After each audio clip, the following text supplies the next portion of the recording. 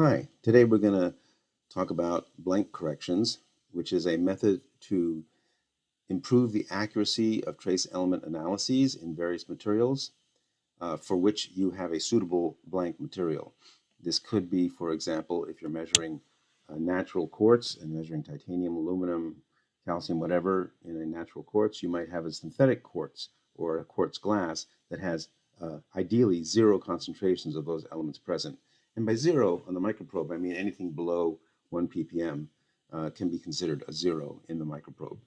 So if you have a synthetic material that's pure, you can use it as a blank to calibrate your spectrometers to deal with asymmetrical artifacts in the background continuum.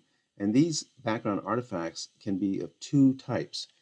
One is a artifact that's introduced by the instrument itself. And in this case, you can see these little peaks dipping down here. These are from secondary Bragg diffraction in this area of the spectrometer. And this is due to, as I said, secondary Bragg diffraction, but it's completely due to the instrument itself. It's nothing to do with the sample. So with this particular type of artifact, it doesn't really matter what material you use for the blank correction. It doesn't have to be a matrix match material. But there's another type of artifact which will require a matrix match blank material, and that would be the case of a material which itself causes the background artifact. And the famous one here is the well-known negative peak in the spectrum of gold L-alpha in pyrite. It's caused by the iron absorption edge in the pyrite.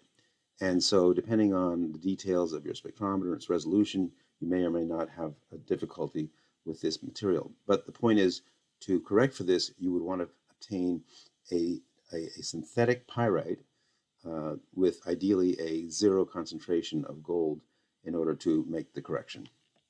So keep that in mind. For more details on this, you can refer to our paper from 2011, which goes into a lot of discussion about this. This was published in American Mineralogist in 2011.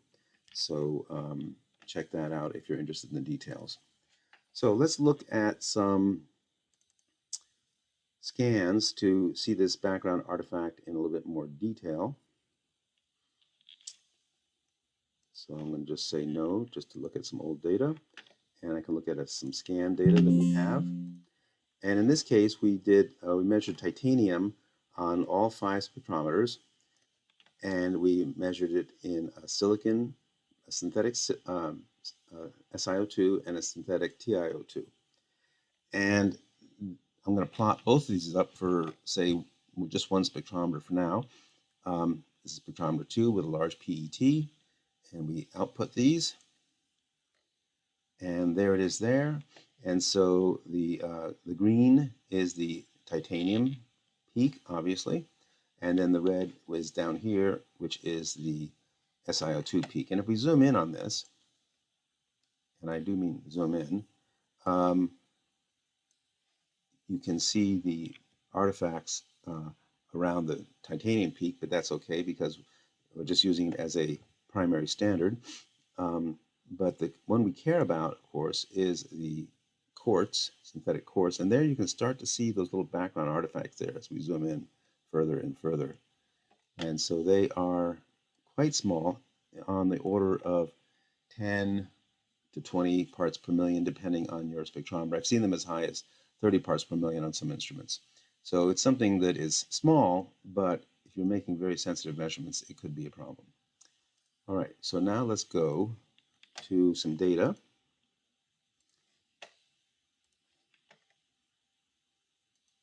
So here we're going to look at a run where we measured, again, titanium on all 5 spectrometers. Here, I'll just display one of them here. And make this a little bit wider, less wide. Okay, so here we're measuring our elements, titanium on all 5 spectrometers, all PET crystals, 1, 2, 3, 4, 5. And in this particular case, we're using an on-peak counting time of 1920 seconds and a similar counting time for the background. This is just simple off-peak measurements. And what you will notice from this measurement is that the backgrounds are not all the same here.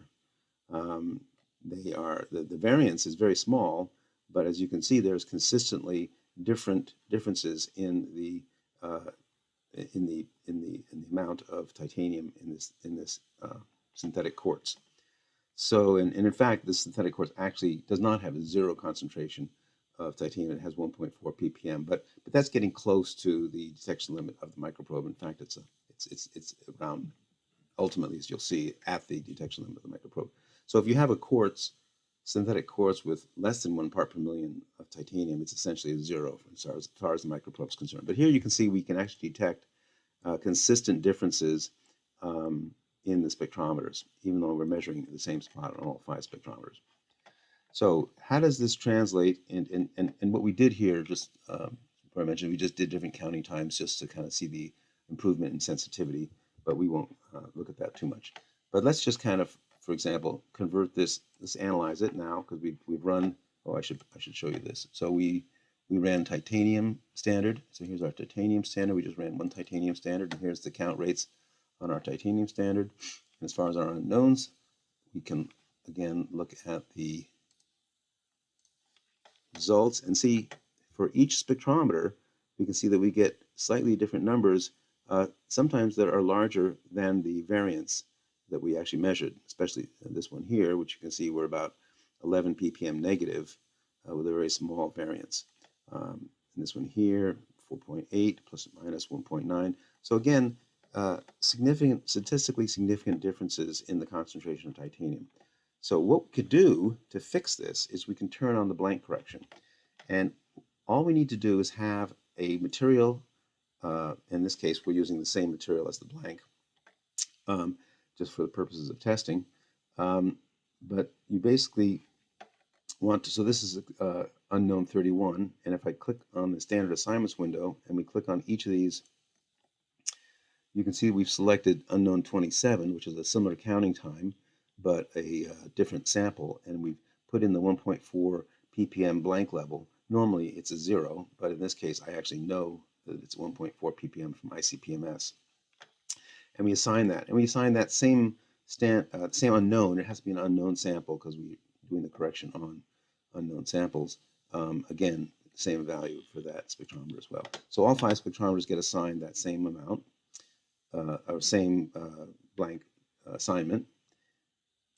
And then when we turn on the blank assignment here, it turns it on automatically for us because we were in that blank assignment window.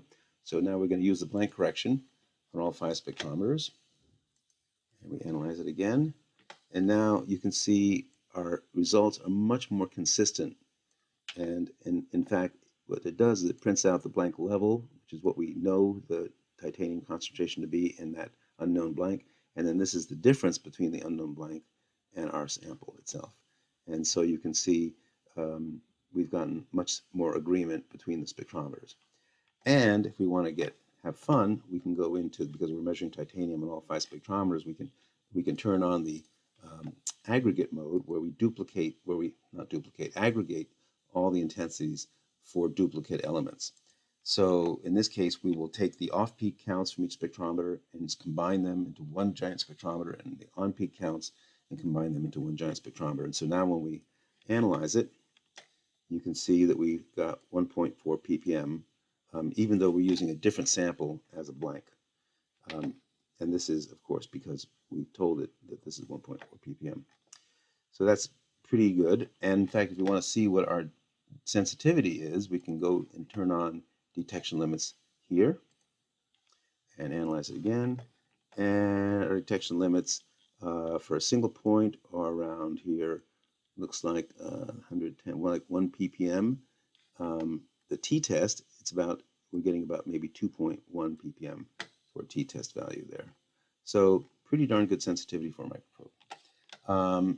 When you do this, you can have some fun with various types of acquisitions, and this is an example of a natural quartz where we've displayed a photoluminescence image on the quartz, and then we've superimposed a grid of point analyses that we did, and then mapped it using the Surfer software, using the kriging method. And you can see where we have low concentrations of titanium is where the Cl is dark here.